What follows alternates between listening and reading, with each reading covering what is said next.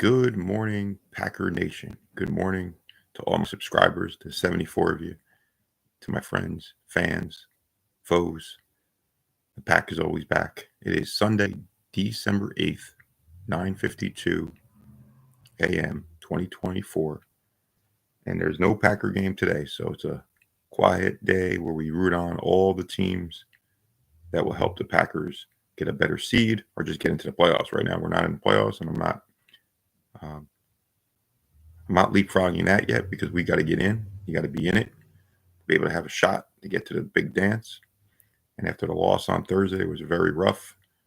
We're still trying to digest that game. Hoping that Javon Bullard's okay. He got injured again in Detroit. I remember when Eric Stokes got hurt in Detroit and Rashawn Gary got hurt in Detroit in 2022. Two to come to my mind right now. Something about that turf there. Second thing, like I was talking about yesterday, but I was very tired yesterday. I worked out for about 4 hours yesterday, jogging in place and doing about 22 exercises of dumbbell. But I basically sweated out a lot of junk, and no, I'm just kidding, just sweat. And I got to, I was able to. I was going to fast until today. I didn't do it. I fasted 23 hours, and I ate at 12:02 this morning, which is Sunday morning, but it's like late yet. Last night, but this morning, Sunday morning, 12:02. I'm gonna work out again today. I wasn't gonna work out again today, but I'm going to because I know I only got about 10 more days left. I weighed 66.8 before I ate last night. I think I ate about 1,400 calories, and this morning I was 66.2. So I still go with.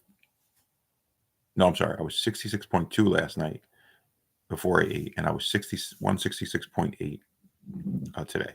But I'm still going with the 166 point. Um, confusing myself. 8 last night. Whatever I weighed, but I was actually lighter this morning. I don't know. I'm about 167. I'm in the 166s. I'm not 167, so that's great. I was 167 yesterday, starting the day. Vinny Paz again, making the Hall of Fame. I just want to kind of touch on that again. I wrote Vinny Paz when I was 17 after he lost to Hector Macho Camacho. He actually wrote me back 2 weeks later. We became real close, real pen pals, friends. I watched him train over the years. He gave me a couple front row tickets, like I mentioned yesterday.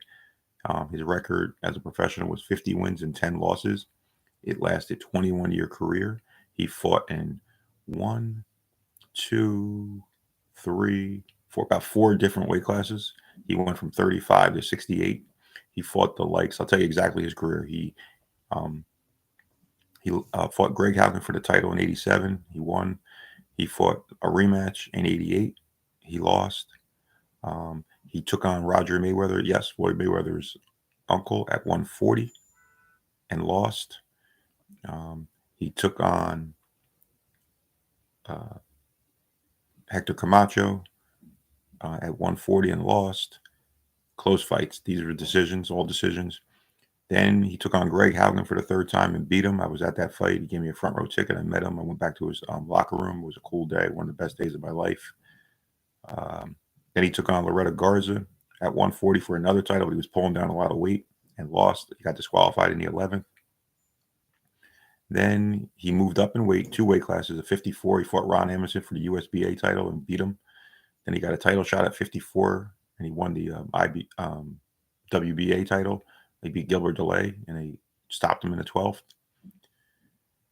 Then he broke his neck, and he was out for 13 months, came back, fought for another title, beat Dan Sherry.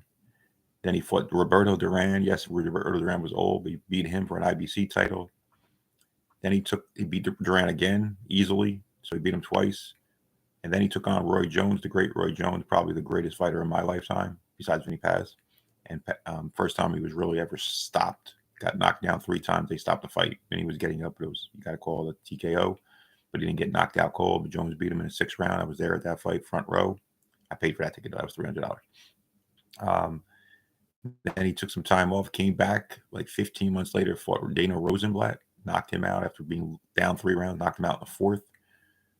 Then kind of went on and it was just fighting, took on Eric Luca later in his career for another title at 168 and lost a decision.